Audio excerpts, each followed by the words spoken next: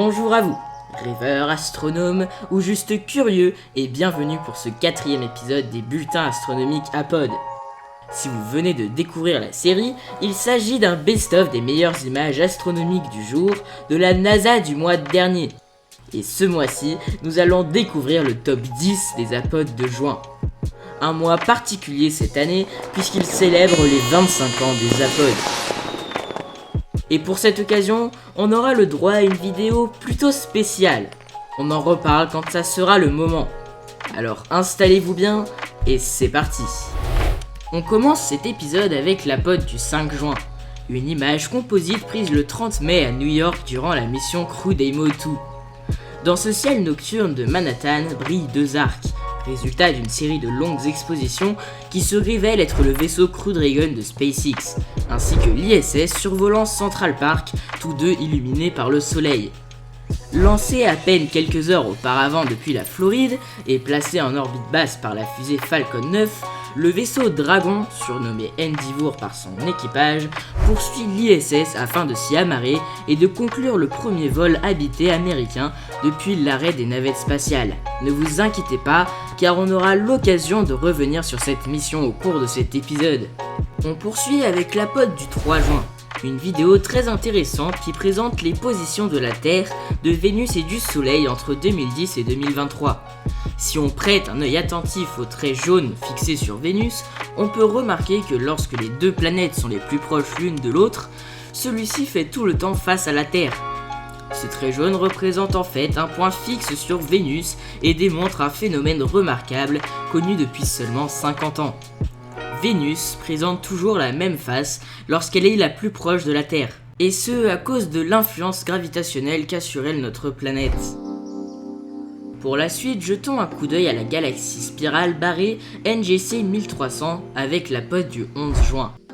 C'est l'une des plus grandes images jamais réalisées d'une galaxie complète, l'occasion de découvrir ainsi d'incroyables détails sur la barre centrale dominante et sur les bras majestueux de cette galaxie, qui s'étend sur environ 100 000 années-lumière.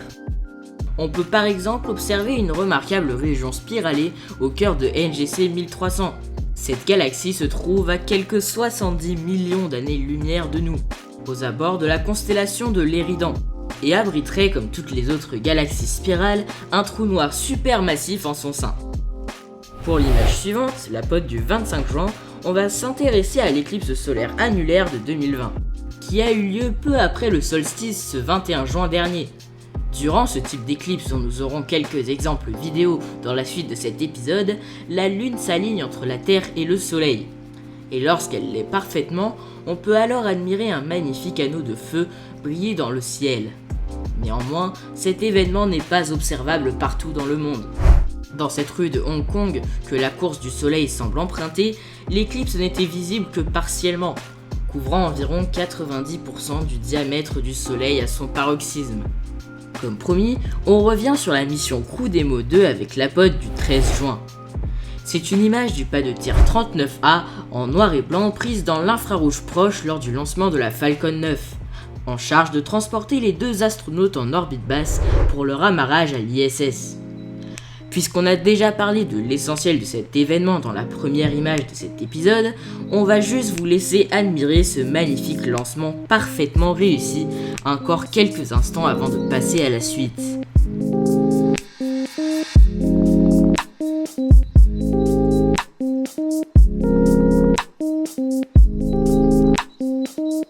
On se rend désormais dans le sud de l'Australie, au lac Bonnet dans le Riverland, avec l'Apod du 29 juin. On y remarque rapidement la bande centrale de notre galaxie traversant le ciel en diagonale, ou encore les nuages de Magellan des galaxies satellites de la Voie lactée bien visibles sur la droite.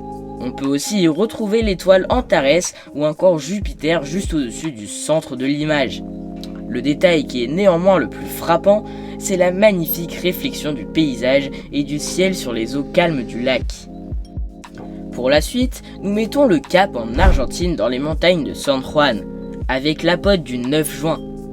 Plus difficilement reconnaissable que d'habitude parce que l'objectif a zoomé au centre, ce que vous pouvez observer dans le ciel est la constellation d'Orion. Dès lors qu'on parvient à s'orienter, on peut reconnaître la ceinture d'Orion, les 3 étoiles bleues les plus brillantes alignées verticalement près du centre de l'image, mais aussi la nébuleuse d'Orion située en haut à gauche. L'arc de cercle rose visible en haut à droite est lui une partie de la boucle de Barnard, une nébulosité encerclant Orion. Pour le top 3 de cet épisode, on va faire une petite escale rapide à Chicago, avec une vue aérienne complètement folle de la ville. Cet apode du 24 juin paraît d'abord totalement irréaliste, mais vous allez comprendre que le subterfuge est plutôt simple. Ce que l'on arrive à distinguer n'est pas vraiment Chicago, mais plutôt son ombre projetée sur le lac Michigan durant le lever du soleil. Et vous ne l'avez sans doute pas remarqué, mais depuis tout à l'heure on zoome sur un petit avion caché au milieu des nuages. On va retourner en Australie pour le top 2, avec l'apode du 15 juin. Et si vous avez suivi jusqu'ici, vous devriez vous souvenir des éclipses annulaires dont nous avons parlé tout à l'heure. Et bien comme promis, voici un superbe exemple du phénomène. Encore plus spectaculaire ici, parce que l'éclipse se passe pendant le lever du soleil. Puisqu'on a déjà dit l'essentiel tout à l'heure, on va juste admirer cet anneau de feu encore quelques instants avant de passer à ce top 1.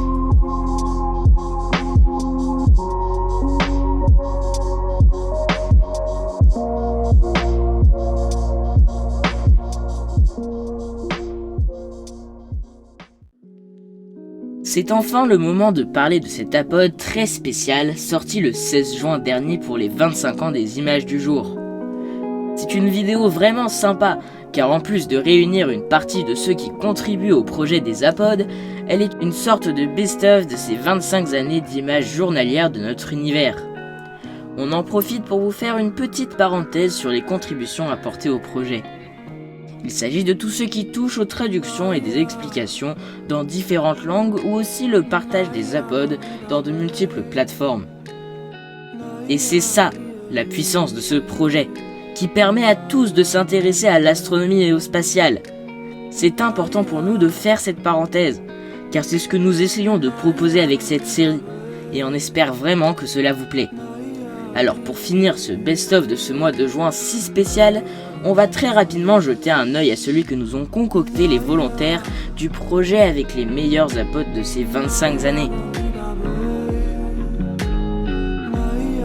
Voici tout d'abord la galaxie spirale M101, suivi de Io, l'un des satellites naturels de Jupiter d'une taille similaire à la Lune. On nous emmène alors à Valles Marineris, le plus grand canyon du système solaire. Puis dans la chaîne de l'Himalaya au mont Tamserku.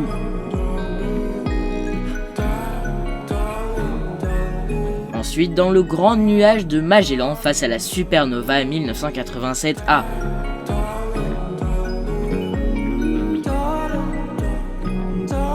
Nous retrouvons ensuite une autre éclipse annulaire, suivie d'une superbe image de l'un des lancements de la navette Atlantis. Et pour finir, on peut aussi admirer une magnifique superlune, sujet dont on reparlera dans une prochaine vidéo.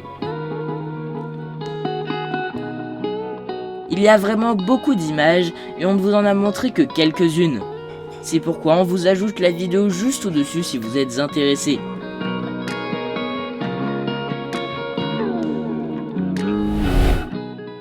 On espère vraiment que cet épisode vous aura plu.